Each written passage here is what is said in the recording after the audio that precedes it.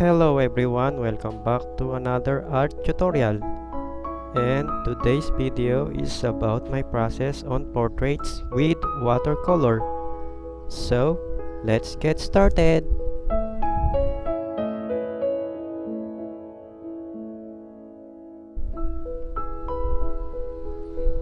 First step is the underpaint.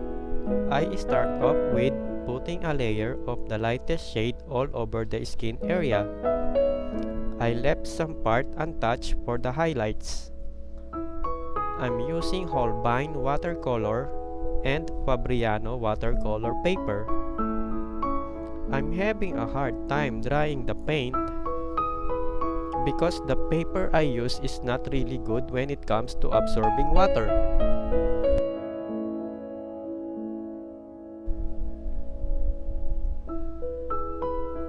So, the water stuck up in the surface and I have to wait for it to dry before I put another layer. I had a hair dryer, but it's now broken. One thing I have learned in my art journey is you really need to invest in expensive materials to help you out with your artwork. I'm not saying you cannot do better art if you have cheap materials.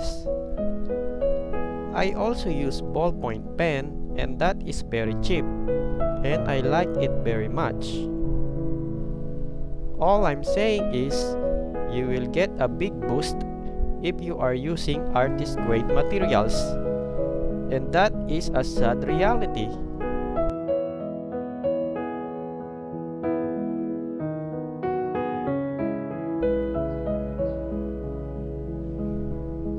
Anyways, let's go back to the tutorials. As I was saying, putting a layer of the lightest shade is the first step.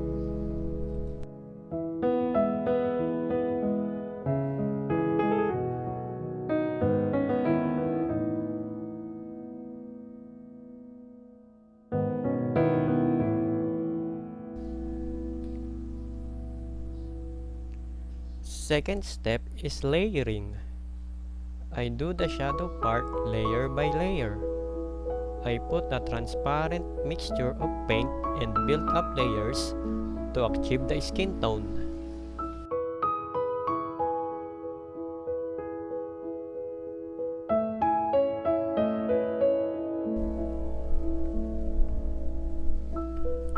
In my poor medium I use, watercolor for me is the most challenging.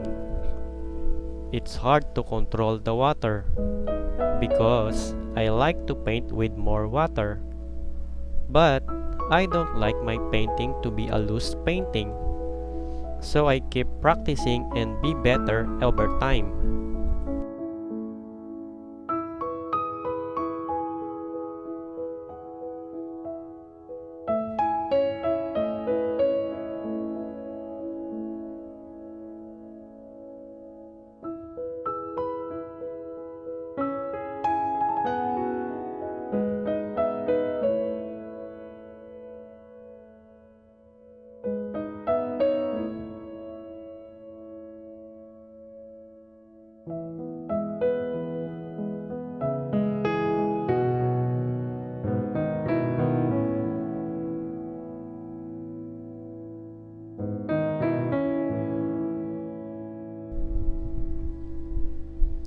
Third step is glazing. It's a technique I learned from my watercolor artist friend. It changed the value of the paint and blend all the layers into one layer to make it smoother.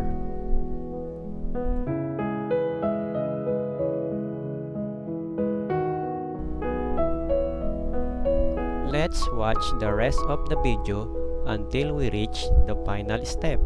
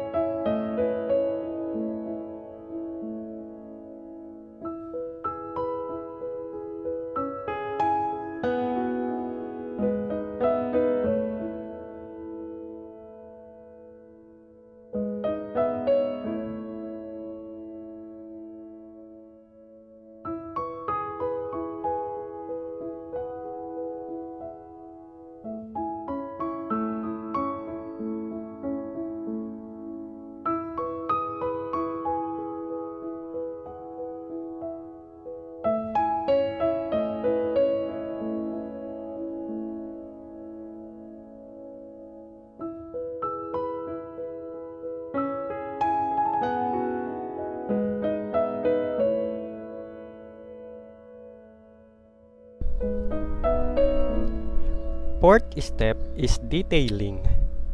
I use color pencil to put intricate details on the drawing. And that is the final step. Enjoy the rest of the video. Bye!